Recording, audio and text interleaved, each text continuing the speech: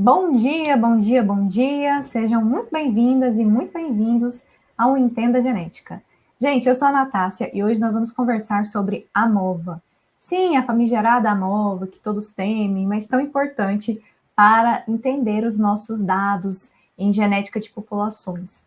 E aí, falando sobre isso hoje, então, a gente precisa entender o porquê utilizar a ANOVA, né? O que é uma ANOVA e, basicamente, o que ela detecta, o que ela não detecta. E aí, então,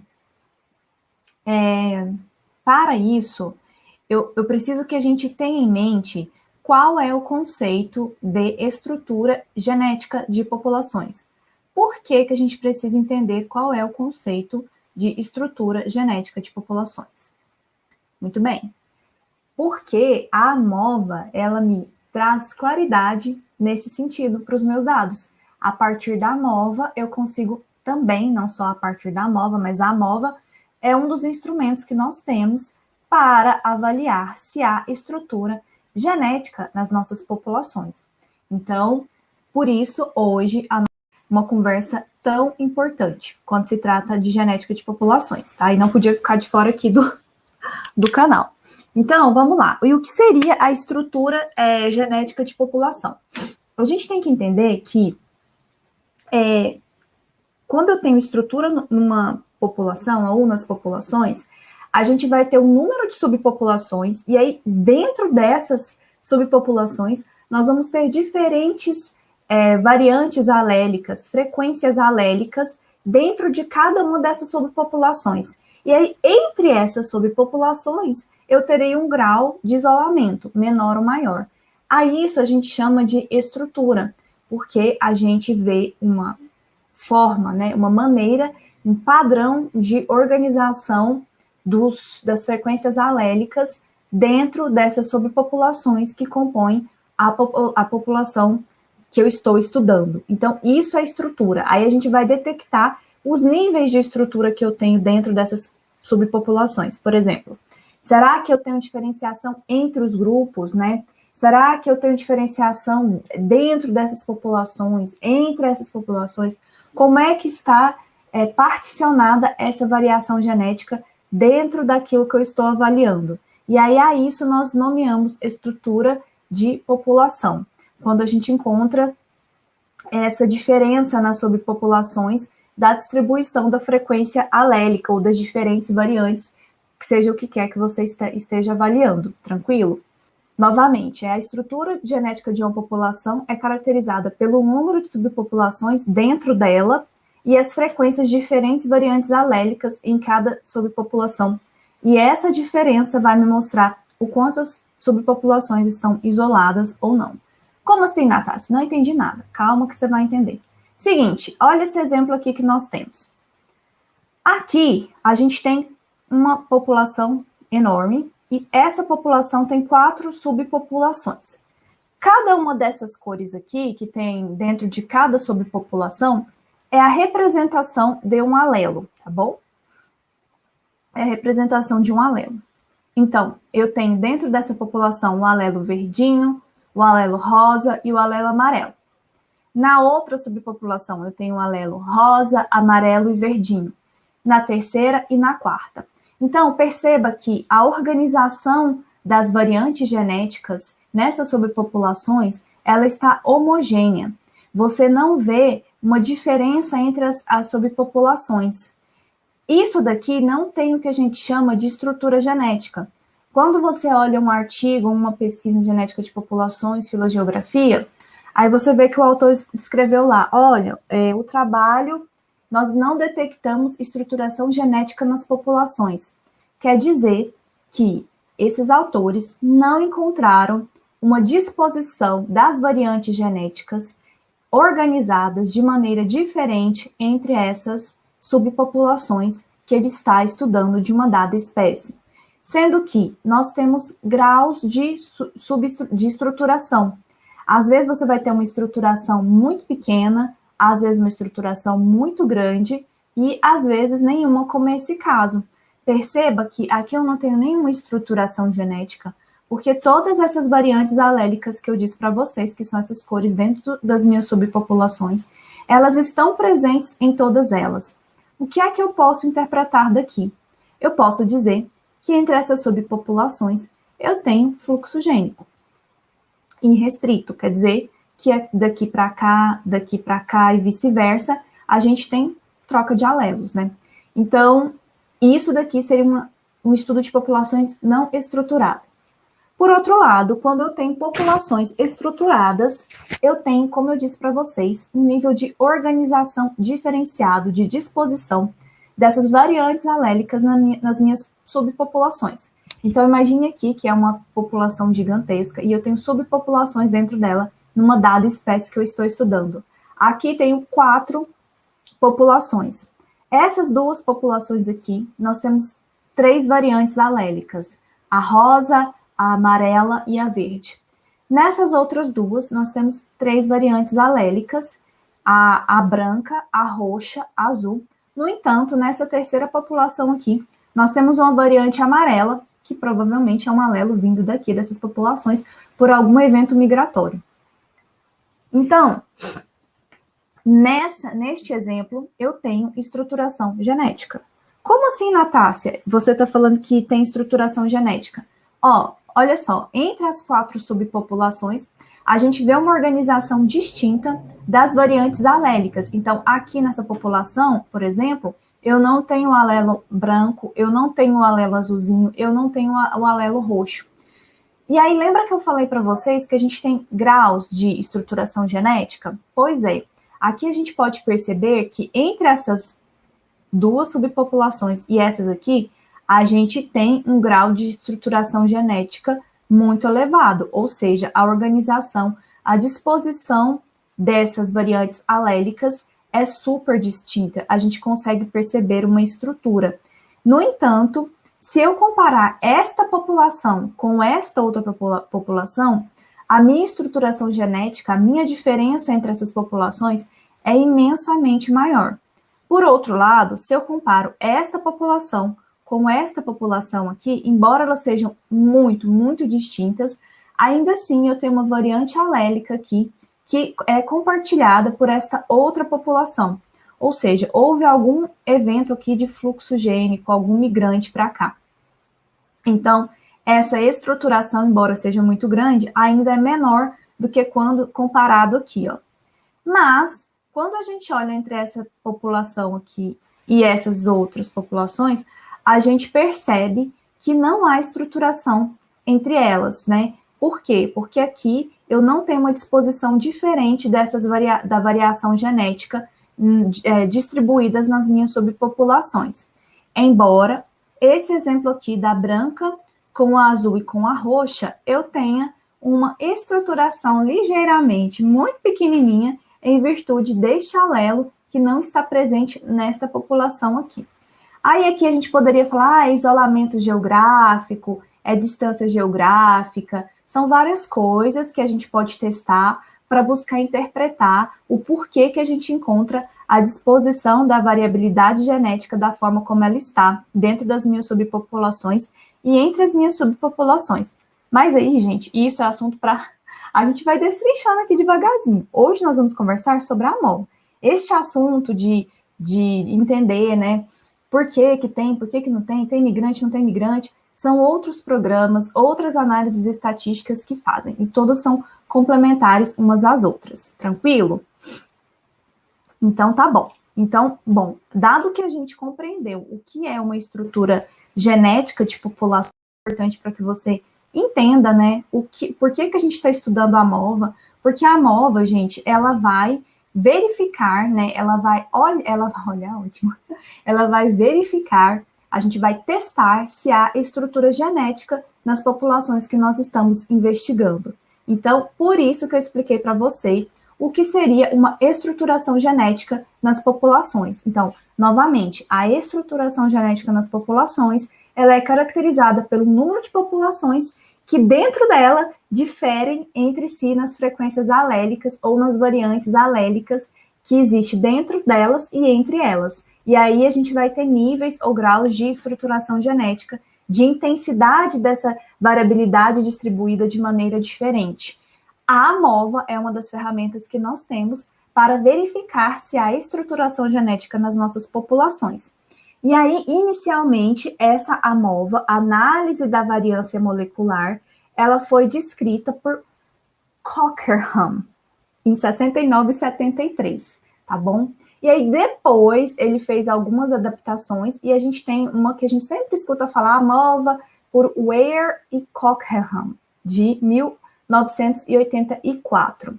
E aí, essa é que a gente vê muita citação, né, da AMOVA desenvolvida por eles. Hoje, a gente vai focar especificamente numa modificação feita por Escoffier e colaboradores em 92 ou 94, agora me bateu um branco, 92, por Escoffier e colaboradores em 92, em que agora ele leva em consideração o haplótipo, tá bom? E aí, então, essa vai ser o nosso foco, tá bom? Sobre a AMOVA de Escoffier, 1992, beleza? Então, gente, o que acontece? Dentro do que o Escoffier propõe, né, porque ele vai utilizar dentro da AMOVA dele, métricas de distância entre os haplótipos de uma população. Ah, Natácia, o que são haplótipos? Haplótipos são as combinações de frequências alélicas, haplótipos são as combinações de estados alélicos em uma dada região do seu genoma, tá bom? Então, novamente, ó, o haplótipo, ele é a combinação de estados alélicos em uma dada região do DNA que você está estudando, tá bom? E quando a gente está falando de haplótipos, eu estou falando de uma única fita aqui. Não importa se é nuclear, mitocondrial, um haplótipo ou um indivíduo que a gente está analisando o dado nuclear, ele vai ter 2 haplótipos nucleares, a fita do pai e a fita da mãe, tá bom? Então, isso tem que ficar claro. Escoffier, então, ele fez uma adaptação da AMOVA, né, desenvolvida por Ware e Cockerham em 84, e ele colocou, então, a parte de haplótipos, tranquilo? Deixa eu só compartilhar a tela aqui com vocês. Ah, e uma coisa que a gente tem que lembrar não, que eu tenho que contar para vocês aqui, é que a AMOVA, ela tem ela é análoga às estatísticas F, só que na AMOVA de Escoffier, ele não chama de estatística F, ele fala de Φ, tá bom? A letrinha grega Φ. E aí, quando ele está trabalhando nessa AMOVA também, ele fez isso, ele desenvolveu isso para dados de uma única espécie, para você comparar, então, para você verificar se nessas subpopulações há uma estruturação para uma única espécie, utilizando dados de haplótipos, para que a gente faça, então, uma hierarquia dos nossos dados. E aí eu posso separar lá, dentro das minhas análises, qual hierarquia eu quero avaliar. Então, por exemplo, eu posso avaliar entre populações, e aí eu posso colocar as populações geográficas que eu coletei, sei lá, eu pego a minha localidade, eu assumo que aquilo ali é uma população, e eu vejo se há diferença entre esses locais geográficos, mas eu também posso verificar, por exemplo, se há diferença entre populações genéticas. Como assim, Natácia, populações genéticas? Do que você está falando? Calma. A população genética, a gente faz uma determinação dela por análises estatísticas, que seriam aquelas populações que compartilham uma composição genética única, um grupo genético único. E aí, então, você pode fazer uma análise por comparação desses grupos de populações genéticas e não populações geográficas. Você também pode, por exemplo, criar grupos para que você separe, por exemplo, levando em consideração alguma hipótese que você quer testar. Tipo assim, essa espécie aqui, ela ocorre no Nordeste, na Caatinga, mas ela também ocorre no Chaco, que é ali perto do Pantanal. Então, eu vou fazer uma AMOVA comparando esses grupos de população que estão no Nordeste, ali na Caatinga, e o grupo que está no Chaco. Aí eu vou fazer, então, uma hierarquia e eu vou mostrar para vocês como que a gente faz essa hierarquia. Então, aqui eu vou levar em consideração na AMOVA de Escoffier e colaboradores 92, essa diversidade haplotípica dos dados, beleza? É isso que a gente vai levar em consideração. E aí, gente, um aspecto também importante de se levantar é que, diferente das outras AMOVAs, essa AMOVA de Escoffier, ela é um teste estatístico não paramétrico. Esse aqui é o artiguinho de Escoffier, então, 92. Eu vou deixar para vocês a referência dele aqui nos comentários, na descrição desse vídeo, mas o que a gente tem que saber, então, é que a AMOVA, ela vai estimar os nossos índices de estrutura utilizando tanto a informação da composição alélica do meu haplótipo, quanto a frequência desse haplótipo nas minhas populações, tá? Como eu disse, ela é testada usando procedimentos não paramétricos. Meu Deus, mas o que é um procedimento não paramétrico? Como assim? Gente, isso quer dizer que ela não assume normalidade, tá bom? Quando a gente está trabalhando com testes paramétricos, via de regra, a gente assume normalidade. Aqui não. Aqui a gente não assume normalidade. Por isso é um teste não paramétrico, e essa é uma das grandes sacadas dele, porque quando a gente assume normalidade, isso não, os nossos dados genéticos de haplótipos, eles não vão seguir a normalidade. Então, um teste paramétrico seria inapropriado para avaliar a diferenciação entre as populações. E aí a sacada deles também foi utilizar isso, um teste não paramétrico, para você verificar se há estruturação entre as populações. E como é que eles fizeram isso, tá bom? Bom, basicamente, eles utilizaram mutações ao longo dos nossos haplótipos para metrificar as divergências que ocorriam entre dois haplótipos quaisquer da nossa população. Então, basicamente, a metodologia deles foi a seguinte, ó, observe só aqui, eu vou dar um zoom. Então, pensa aqui, ó, cada uma dessas linhazinhas que vocês estão vendo aqui são um haplótipo, ou seja, como a gente sempre fala, haplótipo é a combinação única de estados alélicos em uma dada região do meu DNA.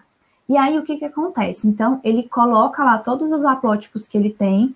Aqui, no nosso exemplo, esse aqui é retirado do artigo deles. Nós temos 5 haplótipos. E aí, o que ele vai fazer? Ele vai computar aqui quais eventos ocorreram entre cada haplótipo.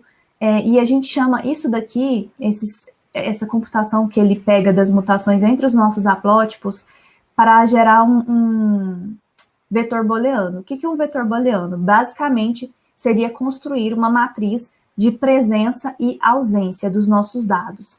Então, olha só. Passo 1, ele vai olhar os haplótipos, separar os haplótipos, e aí ele vai colocar aqui, ó, tá vendo que tem A, B e C na coluna? Isso aqui representa, vamos dizer aqui, um evento mutacional. B, outro evento mutacional. C, outro evento mutacional. Então, observe aqui que em A a gente não tem diferença do haplótipo 1 para o haplótipo 2. Em A também nós não temos diferença do haplótipo 1 para o 3, mas nós temos diferença do 1 para o 4, do 2 para o 4, do 3 para o 4. A gente tem uma variância genética aqui. Então, aqui quer dizer que se eu não tenho nenhuma diferença, é zero. Então, por isso que aqui, nessa matriz de correspondência aqui, ó, do pezinho, eu tenho que em A, na minha coluna A, na minha variante A, é zero. Lembra que eu falei para vocês que é um vetor booleano, ausência e presença? Beleza. Vamos continuar só fazendo aqui para vocês entenderem essa linha aqui. Essa coluna A, só para a gente compreender como é que ele construiu essa matriz. Então, aqui A. Ai, que vontade de pôr o dedo. Aqui A. Então, aqui eu não tenho variante, zero. Aí vamos aqui para o nosso haplótipo 2. Eu tenho variante? Não, então zero. Perceba, gente, que eu preciso fazer uma comparação. Então, eu elenquei aqui o haplótipo 1 para eu comparar, para falar se em relação a ele eu tenho variação ou não, tá bom? Aí, se eu tivesse colocado, por exemplo, o haplótipo 5 aqui em cima, isso mudaria essa matriz, mas não mudaria as minhas métricas de diferença. Então, vamos lá, para o haplótipo 3. Eu tenho diferença aqui no meu sítio A? Não, não tem, então é zero. Beleza. O haplótipo 4. Eu tenho diferença, ele até chama isso aqui de sítio restritivo, quando ele fez o artigo dele. Eu tenho diferença aqui? Ah, eu tenho uma mutação, olha, diferenciou esse sítio do outro. Então, a combinação de estados alélicos aqui nesse haplótipo é diferente desse daqui. Nossa, então é um evento. Opa, número 1, presença e ausência. Haplótipo 5, eu tenho uma mutação aqui, eu tenho uma variante, um sítio restritivo aqui, em relação ao meu haplótipo 1, que é o meu haplótipo de referência? Sim, eu tenho um evento mutacional. Opa, então é 1, porque eu estou construindo uma matriz a partir de vetor booleano, presença e ausência 0, 1. Agora vamos aqui para o sítio B. Essa aqui é o meu haplótipo de referência, essa é a minha composição, a minha combinação de estados, de variantes, de nucleotídeos que compõem o meu haplótipo. Então, vamos fazer aqui para a coluna B. Bom, B aqui eu não tenho uma variante genética, porque eu estou comparando o haplótipo 1 com ele mesmo, ele é o meu haplótipo de referência. Não tem um evento? 0. Haplótipo 2 em relação a B, tem um evento? Tem alguma mutação? Teve uma diferença de 1 para 2 no sítio B? Sim, teve. Opa, número 1, então, presença de uma mutação. Haplótipo 3, teve uma mutação na variante B em relação aqui ao meu haplótipo 1? Sim. Então, novamente, 1 porque aqui é um evento mutacional. Haplótipo 4, teve uma... Eu vou falar até vocês cansarem. Haplótipo 4, teve uma variante aqui em relação ao meu haplótipo 1 no meu sítio B? Sim, teve. Então, é uma presença da variante, uma presença da mutação 1. Haplótipo 5, teve uma variante aqui, teve uma diferença em relação ao meu haplótipo 1 no sítio que eu estou observando aqui, no sítio B? Sim, teve. Então, eu coloco uma presença. Número 1. Percebam que, então, a partir disso, considerando todos os meus sítios que eu tenho lá, todas as minhas variantes, todos os meus nucleotídeos que tem naquela composição, por comparação, eu vou gerar uma matriz de presença e ausência, tendo em vista as mutações que ocorrem no meu indivíduo. Uma vez que isso foi feito, a gente vai para um outro passo.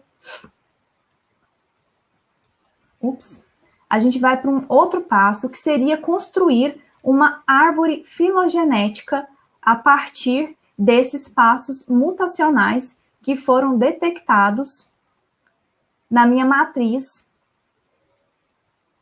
que eu computei por vetor booleano, né, de presença e ausência. Então, eu gero aqui essa árvore de relação filogenética entre os meus haplótipos, tá bom?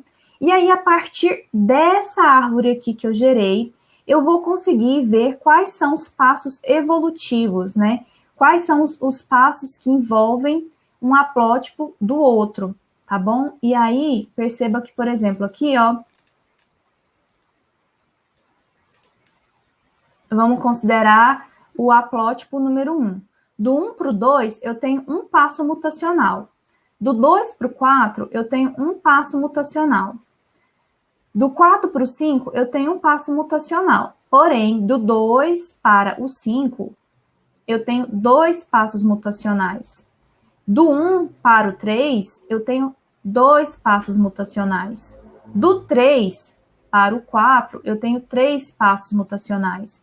Então, quando eu vou comparando aqui, nessa árvore filogenética que ele gera de haplótipos, eu vou também tendo um outro dado que eu vou traduzir em uma outra matriz aqui, também como um vetor booleano, ou seja, eu estou computando presença e ausência, que vai ser a presença, a ocorrência de eventos mutacionais dentro da minha árvore filogenética.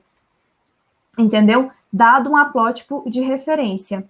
Aqui, neste caso do artigo, ele escolheu como haplótipo de referência o haplótipo número 2.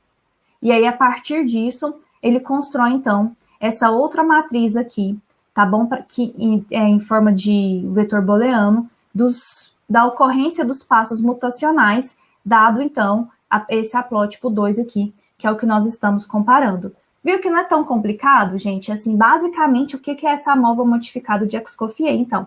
Lembrando, ela é não paramétrica, ou seja, eu não tenho uma distribuição para que eu compare, e ela vai utilizar, então, as mutações que ocorrem a nível de haplótipo, e também a frequência dessas mutações. Basicamente, eu vou ter uma medida de mutações ao longo da minha rede, para que eu entenda a divergência evolutiva entre dois haplótipos quaisquer. Então, esse aqui é o esquema que norteia o trabalho de Escoffier. Bom, e aí, o que a gente tem também que pensar? Lembra que eu tinha conversado com vocês sobre a questão da hierarquia dos grupos? Pois é. Então, quando eu estou trabalhando com a MOVA, eu posso hierarquizar os meus grupos para eu verificar se há uma diferença na disposição da variabilidade genética dos grupos que eu quero avaliar. Então, observe bem aqui, eu tenho duas populações aqui, uma população gigantesca e dois grupos aqui. E dentro desses dois grupos, nesse grupo primeiro aqui eu tenho 3 subpopulações e nesse outro grupo eu tenho 4 subpopulações. Se eu estou buscando entender a diferença entre os grupos, que eu, Natácia, fui lá e pensei, eu quero ver se há diferença, se há estruturação genética entre esses grupos aqui. Eu estou utilizando um parâmetro chamado Phi-CT dentro da AMOVA. E aí eu posso perceber que, comparando aqui os meus dois grupos, eu não tenho nenhum compartilhamento de variação variante genética. Eu não tenho nenhum compartilhamento de variantes genéticas. Essa primeira população é toda rosa, enquanto que essa segunda população é toda pretinha. Então, aqui seria o máximo de estruturação entre grupos, que seria 1. Sempre o máximo vai ser 1. E aí, se eu quero olhar entre os grupos das minhas populações,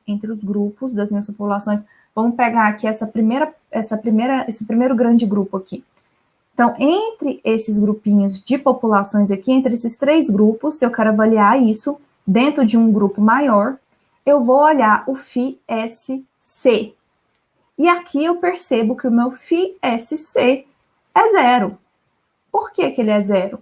Porque eu não tenho diferença entre esses grupos de populações dentro do meu grande grupo. Percebam que todos eles são rosinhas.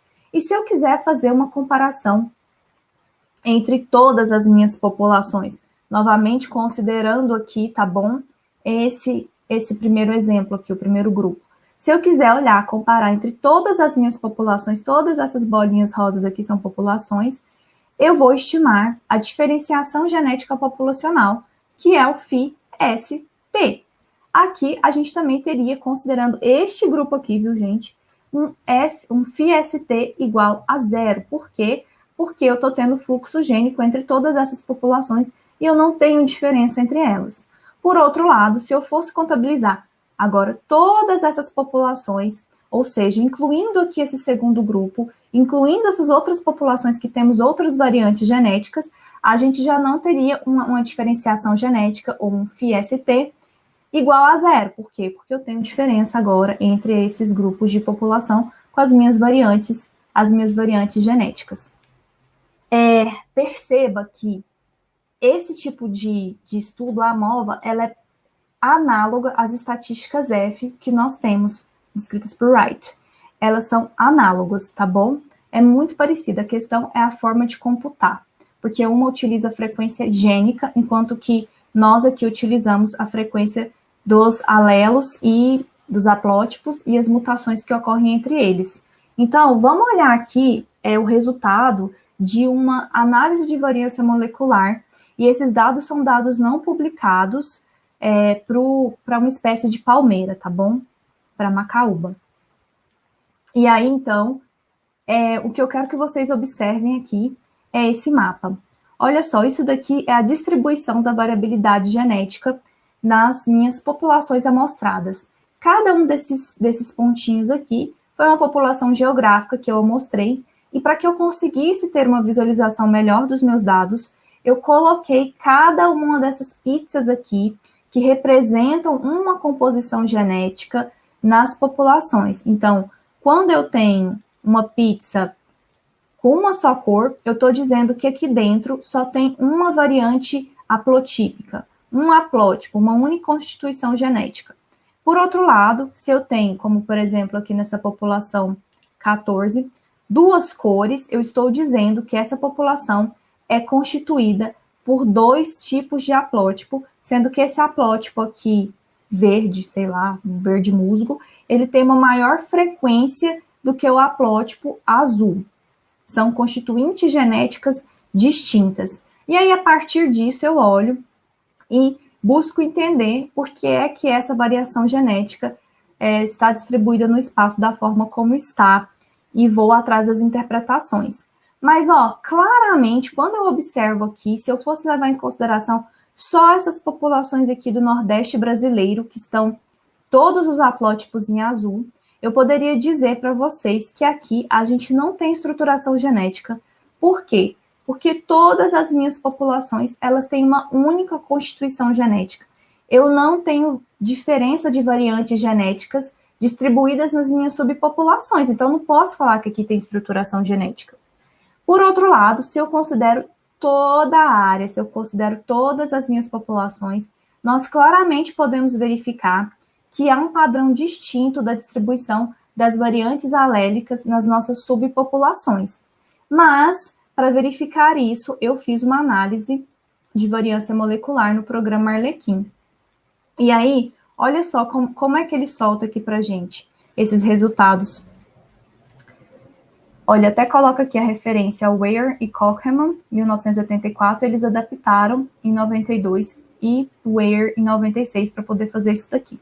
Então, ó, aqui, quando você faz a análise no programa, ele vai te dar qual que é a source of variation, ou seja, o que é a fonte de variação genética nessas populações. E eu, para esse trabalho específico, quis verificar 3 tipos de fontes de variação, ou verificar a estruturação.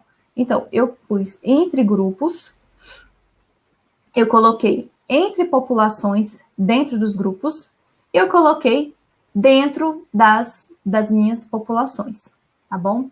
E aí, aqui, então, ele vai dar para você qual que é a porcentagem de variação nas suas populações, que é em virtude dos grupos que você dividiu. A porcentagem que é em virtude das diferenças de populações dentro dos grupos. Então, 34% da minha variação que eu encontro é em virtude das diferenças dentro das populações, dentro dos grupos. E 55% é em resposta das diferenças entre os grupos que eu aloquei, que aqui no caso eram 3 grandes grupos que eu estava avaliando. E aí, logo aqui embaixo, ele te dá quais são os índices de fixação. Então, tem o FSC, o FST, o FCT. Aí você vai perguntar, Natácia, mas como assim? Como que eu vou saber qual que é cada tipo, cada um desses aqui? Como é que eu verifico isso? Como é que eu sei qual que é cada um? Aqui, ó, a gente tem VC. E aqui a gente tem VC, tá vendo? Então, isso aqui são as variantes dentro das populações, né? Então, a diferenciação genética entre as populações, dentro das populações. Então, entre as minhas populações, eu vou ter um valor de FST de 0,89. Elas estão altamente estruturadas. E aí, gente, toda vez que você fizer esse teste estatístico, você precisa verificar se ele é significativo. Então, será que essa variação que ele me mostrou, né, que existe essa estruturação, ela é significativa? Aí você vai olhar aqui esse valor de P, que fica embaixo de cada um desses índices. Então, quando eu coloco aqui VB, é a variância B, que seria entre as populações dentro dos grupos. Ó, aqui, ó, VB. Tá vendo? Aí aqui ele vai dar para você que esse VB é o FSC. E aí ele vai dar também o p-valor associado a ele. Por exemplo, o FCT, que seria entre os grupos, por exemplo, no meu caso aqui eu coloquei 3 grandes grupos, né? Então, o FCT, que era entre os 3 grandes grupos, ele é VA. Então, se você olhar aqui, ó, VA. E aí você consegue identificar que o seu FCT é 0,55 e que o p-valor dele também aqui foi menor do que 0,05, então perceba que o P de corte que eu usei aqui foi menor que 0,05, então é significativo. Então, toda a hierarquia que eu separei aqui, toda essa hierarquia, ela foi significativa. Eu tenho diferenças nas minhas populações. Beleza? E aí, gente, então, a gente tem que entender o que é a MOVA de Escoffier e o que não é a MOVA de Escoffier, né, de 92. Então, a MOVA de Weyr-Cochran, 84, ela leva em consideração a frequência dos genes, tá? Enquanto que Escoffier e colaboradores, em 92, eles levam em consideração o número de mutação nos haplótipos, tendo em vista aquela matriz booleana que a gente fez no começo, e ela é um teste não paramétrico.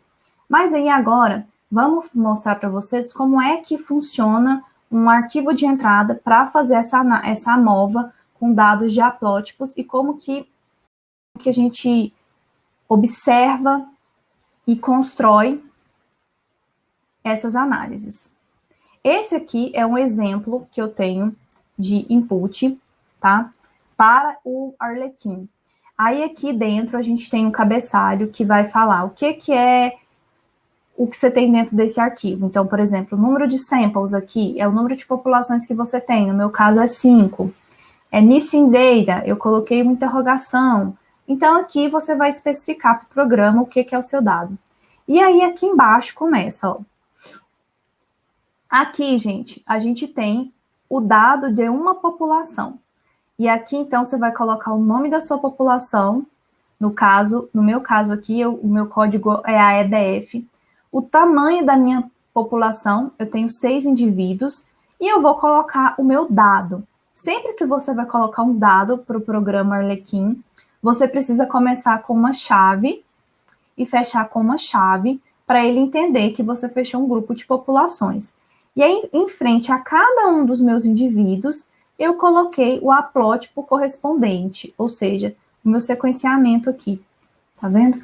Então, aqui é o indivíduo 1, aqui é o indivíduo 2, e assim por diante. Então, novamente, aqui eu tenho outra população, e nessa população, então, eu tenho o nome da minha amostra, eu tenho o tamanho da minha amostra, nesse caso aqui são 7, e aqui eu tenho a constituição genética desses haplótipos por indivíduo. E assim por diante, eu vou colocar aqui tudo que eu tenho. Nesse exemplo, eu fiz ele menorzinho, eu tenho apenas 5 populações.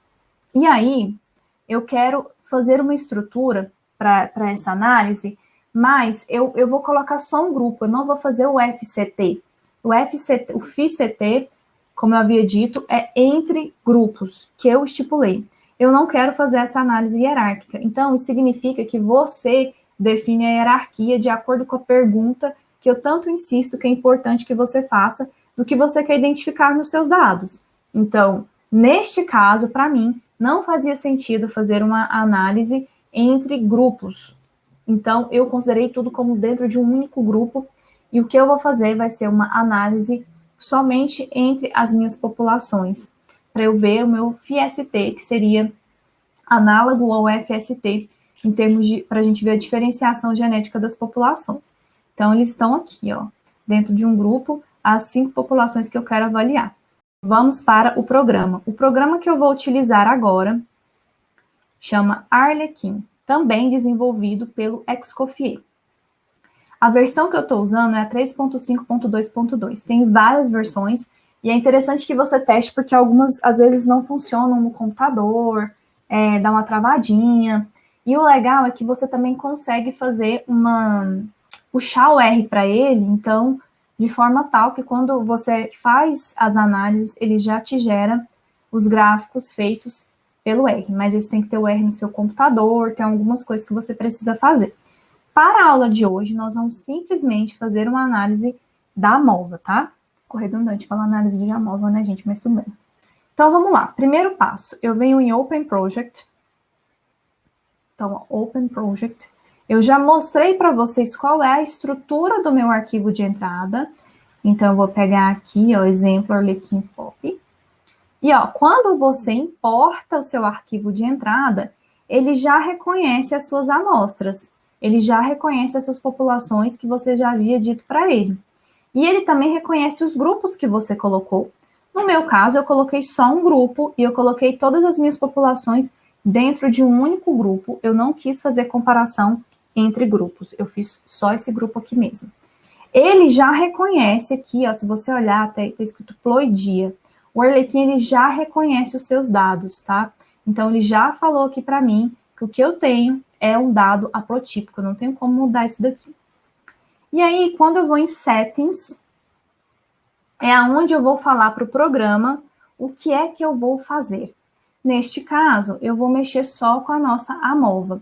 Então, eu vou desmarcar as outras coisas aqui, porque senão pode ser que demore um pouquinho e a gente já quer olhar o resultado. Vou desmarcar tudo aqui porque eu não quero olhar isso nesse primeiro momento, eu quero só a nossa AMOVA. Beleza. Aí, gente, tem duas formas de você computar a AMOVA. Tem a Standard AMOVA, tá bom? Que você vai analisar a nível de haplótipo. E aqui tem Locus by Locus AMOVA, que ele vai olhar loco por loco. Tem essas duas formas de você performar, tá bom? Então, você vai... Aí, o que acontece nesse Locus by Locus? Você vai falar, mas como assim? Não olha a mutação do loco do loco? Não, o negócio é que esse Locus by Locus, ele vai fazer uma AMOVA para cada loco. Entendeu?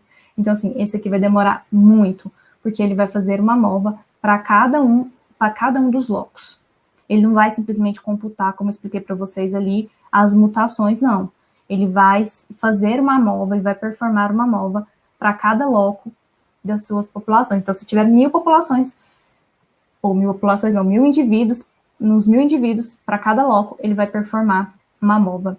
O número de permutações para esse teste não paramétrico, eu particularmente gosto de colocar o máximo que ele permite aqui, é 10.000. Se você quisesse computar a rede de haplótipo, você poderia aqui. Nesse primeiro momento, eu não vou fazer isso, tá? E aí, então, eu vou usar a distância par a par, para a gente poder fazer a diferenciação entre esses haplótipos. E aí, agora, a gente, feitas as nossas escolhas, vem Start.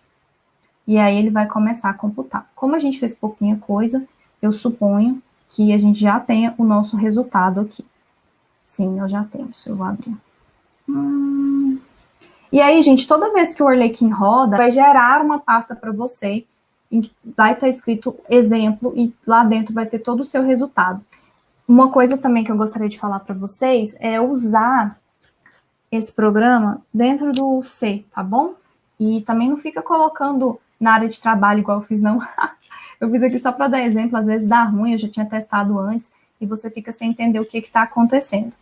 Bom, ele gera uma série de coisas aqui, que hoje não é o objetivo da aula, então não vou olhar, mas a gente pode observar depois. E aqui eu vou atrás da nossa AMOVA. Bom, aqui eu tenho, então, o resultado da AMOVA. O exemplo que eu mostrei para vocês com os dados de Macaúba, eu tinha 3 hierarquias, 3 grupos, porque eu tinha decidido, de acordo com a minha pergunta biológica, que eu queria avaliar se havia diferenciação genética ou estruturação das minhas populações, levando em consideração aquelas três sources de variation, né? Aquelas 3 fontes de variação. Nesse caso, eu quis simplesmente olhar 2 fontes de variação para esse exemplo, né? E aí foi, então, entre as populações, que vai ser o meu FST, ou FST, é análogo, né, ao FST, e dentro das minhas populações. Para esse caso aqui, o que a gente percebeu, aí a gente vai olhar aqui a porcentagem de variação, e essa porcentagem de variação dentro do meu quadro da AMOVA, o somatório dela precisa ser 1. E aqui o que nós observamos, embora esteja pequenininho, provavelmente vocês não vão olhar, mas aí quando vocês fizerem a análise de vocês deem uma olhada nessa região que eu estou colocando aqui.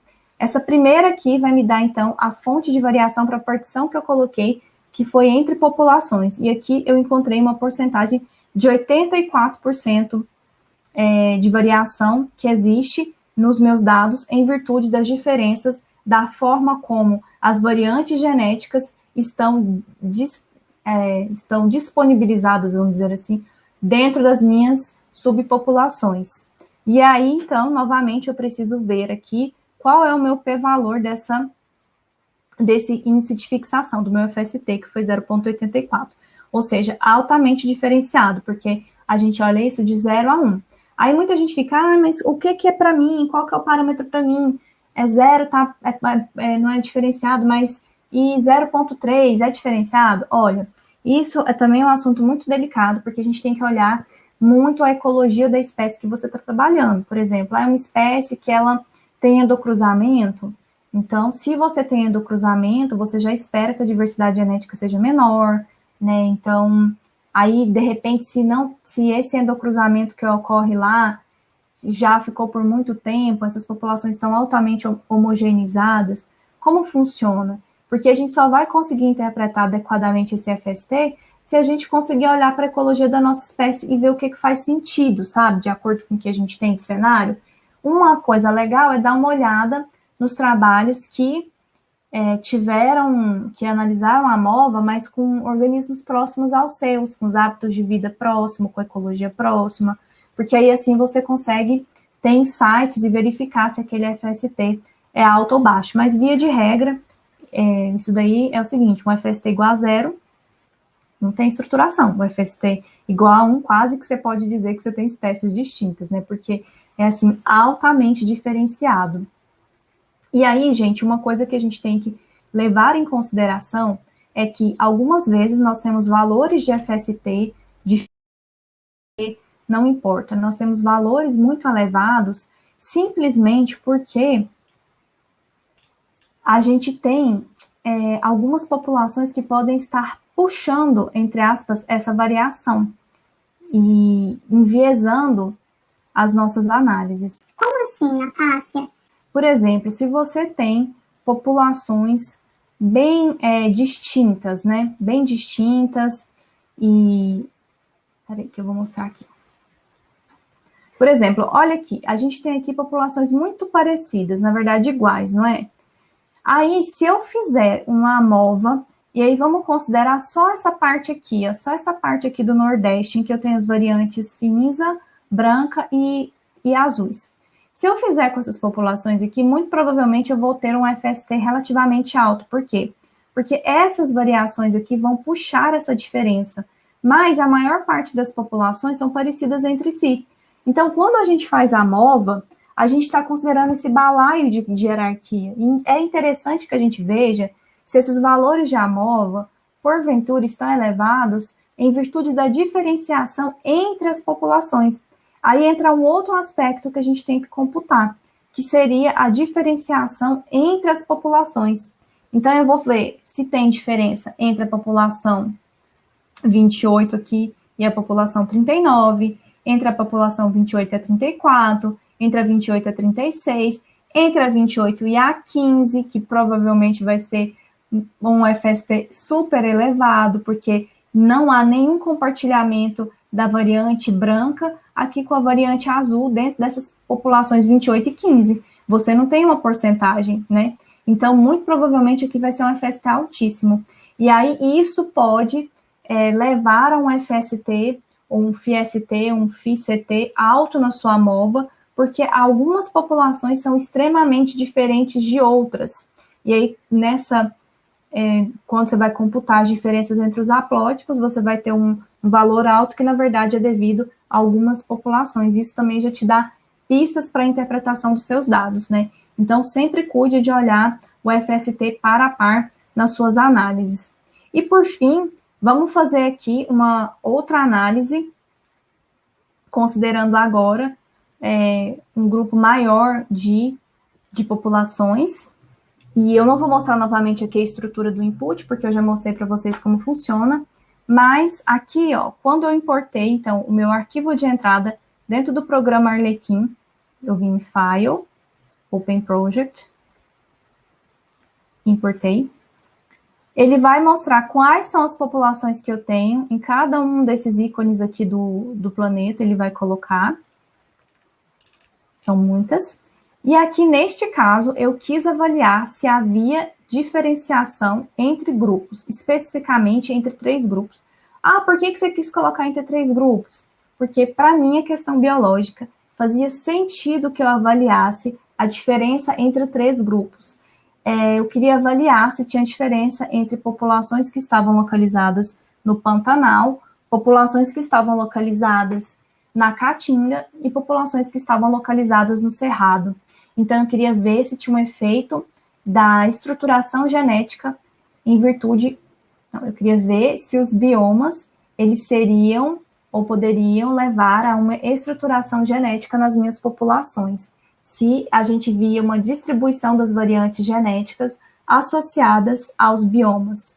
Por isso, eu dividi em 3 grupos, e eu coloquei dentro de cada grupo as populações que correspondiam aos biomas que eu estava querendo testar. Então, aqui eu coloquei como source of variation, ou como hierarquia, a diferença entre grupos, ou o phi-CT. Para que eu performe a análise, eu venho em Settings, e aí eu vou vir em AMOVA.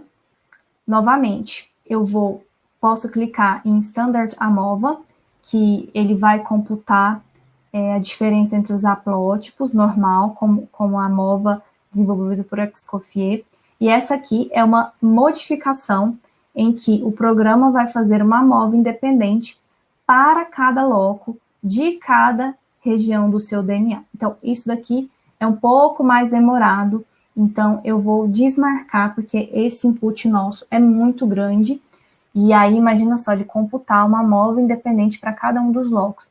Mas é interessante que você dê uma olhada nesse parâmetro estatístico aqui.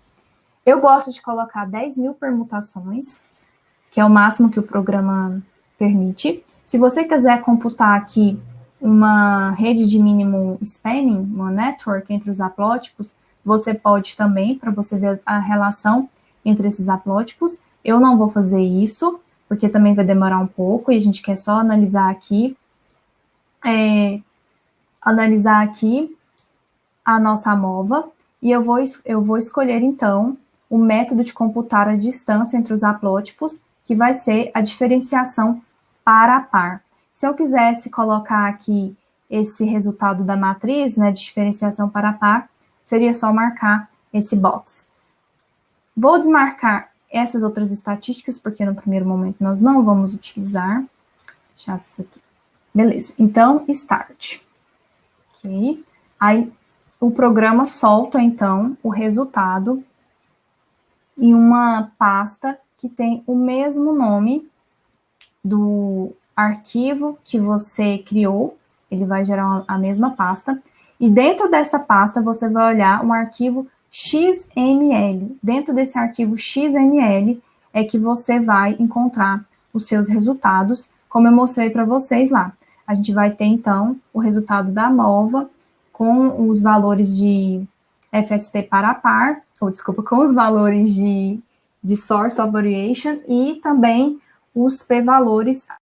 Então, novamente, só para fixar a diferença, né, entre o que a gente observa na AMOVA modificada de Escoffier, é que a AMOVA modificada de Escoffier, ela leva em consideração a mutação, o número de mutação entre os haplótipos. Weir e Cockerham, no 84, ele está fazendo com análise de variância com as frequências de genes, e Escoffier, na AMOVA dos haplótipos, ele considera que a gente tem um teste de permutação não paramétrico para computar essa estatística. Gente, a nossa conversa foi essa. Eu espero que vocês tenham gostado. Se você gostou desse conteúdo, compartilha com quem possa ser ajudado. Junte-se aqui ao nosso canal, vamos montar uma rede forte, né, e sólida de pessoas que analisam dados em evolução molecular e que estão juntos para ajudar um ao outro e que a gente consiga ir para frente, né, com mais intensidade, porque em equipe tudo fica mais tranquilo, tudo fica mais prazeroso de ser feito. Muito obrigada e até breve!